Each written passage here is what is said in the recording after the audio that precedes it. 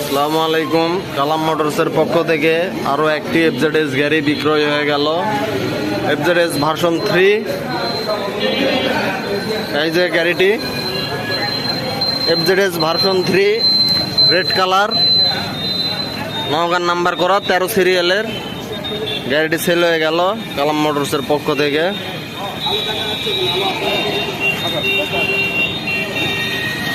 আপনাদের যাদের second hand গাড়ির প্রয়োজন চলে আসুন কালাম মোটরসে।